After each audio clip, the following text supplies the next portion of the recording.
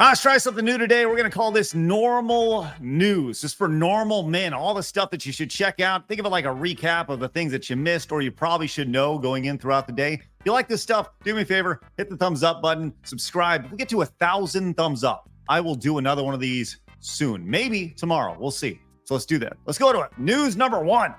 Guess what? The Borderlands movie sucks. Congratulations.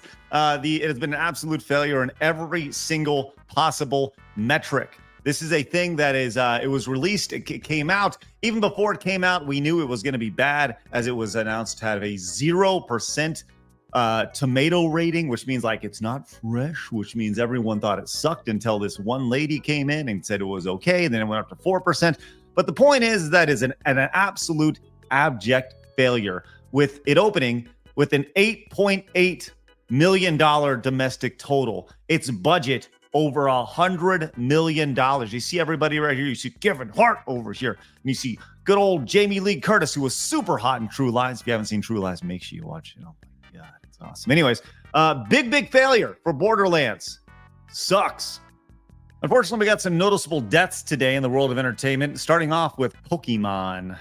Rachel Lillis, best known as the English voice actor for Pokemon's Misty and Jessie, died at the age of 46 after battling cancer. Man, I'm so tired of cancer. I know that's just such a dumb statement, but I'm tired of it. We got to have something out there that knows how to beat this thing. It's crazy. With that said, I didn't grow up watching Pokemon, but I know a lot of you did. So I would love to hear your favorite Pokemon memories down in the comments. Go ahead and head on down there.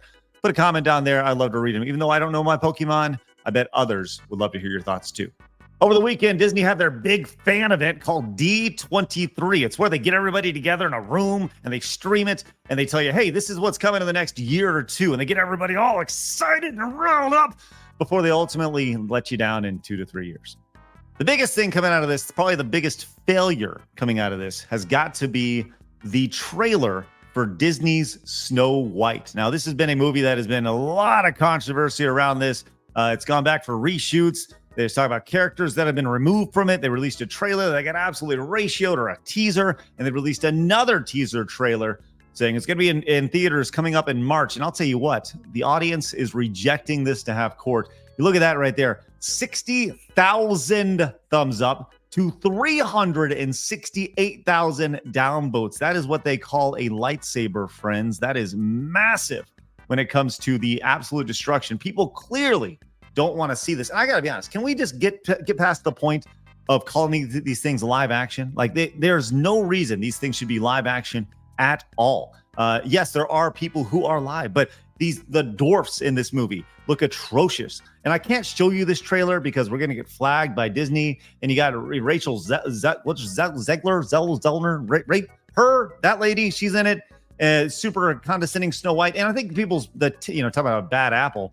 I think the taste of this for a lot of people is that they really don't have a whole lot of interest in checking out the new Snow White, as indicated by the thumbs up, thumbs down ratio over here on YouTube. It does not look good when it comes to Disney's Snow White. Will you be seeing it? Please tell me in the comments. I mentioned a couple noticeable deaths today, and one of them over the weekend is actually the former CEO of this platform, YouTube. Susan Wojcicki, I believe is her name, or was her name. She has passed on once again of cancer along the way. Now, look, I know a lot of people can be very critical when it comes to the decisions that she made while she was at the CEO of YouTube, and it's really kind of put a lot of the censorship and things. I mean, it is worth talking about when you're dealing with somebody's legacy, but I don't necessarily feel like it's necessarily the time to talk about those things. Let the family grieve before you really kind of dig into these things. I'll tell you what, a lot of things were rolled out on YouTube, whether you like them or not. She was there. She was a big part of it. And she left a couple of years ago to focus on her health. And now we know why she left to focus on her health, as she spent majority of that time trying to spend time with her family, which, hey, if you get that diagnosis, man, at the end of the day, the most valuable currency we have is time. So love your kiddos tonight. Give them a big old hug, and let them know that you love and appreciate them. Because once again, they're only small one time. They're only, you only get so much time with people. So let this be a stark reminder that literally everybody's mortal. All right, it's currently mid-afternoon when we're watching this, but the big news tonight that's coming is a giant, I mean, this is bigger than politics. This is a giant tech event, which could really stress X's servers and everything, as we are going to have a conversation between Elon Musk and Donald Trump live on X, but not everybody is very happy about that. This guy, Thierry Breton, I don't know how to say that name, but he is, as put out here by DuckDuckGo, a French business executive, politician, writer, and current commissioner for internal market of the European Union. Well, he came out today, posted on X this post: with great audience comes great responsibility. And what he's talking about here is it's a letter he wrote to Elon Musk about his conversation with Donald Trump, who is not named by name per se in this.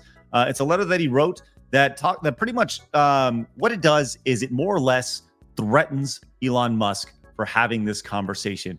And it really talks about, it says, let me clarify that any negative effect of illegal content on X in the EU, which could be contributed or attributed to the ineffectiveness of the way in which X applies the relevant positions of the DSA, may be relevant in the context of ongoing proceedings and an overall assessment of X compliance with EU law. So he's saying, like, look, you could break the law here. And ultimately, like, it's an underlying threat that you could potentially no longer do business in the European Union. Now, we've seen all the chaos that's been going on over in the Europe, and like, this is not the place to talk about that. But I will say this, as a free speech guy, I can't deal with this nonsense. I don't understand it. And I understand the immense,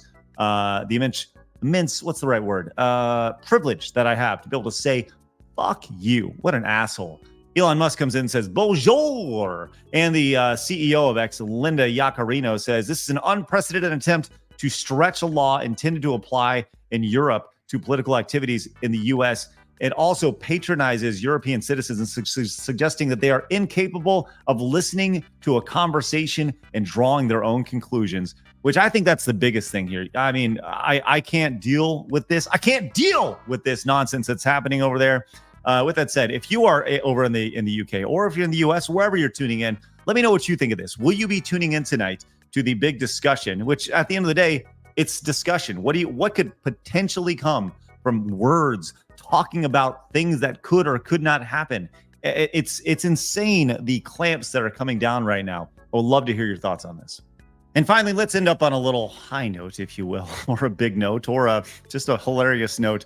Let's head to popcorn buckets. Let's go. This is the Alien Romulus popcorn bucket. You put your popcorn right here, right on in there, and then you stick your hand in there and you get the popcorn out and you eat it up really good. Well, I'll tell you what, this is just hilarious because when you look at it, it looks like a giant xenomorph head that I guess you can pick popcorn in. That, as pointed out by several people, they missed an opportunity to have a little tongue stick out here and have it come out and feed you popcorn along the way. But this was passed around, and I just have a hard time believing this is real.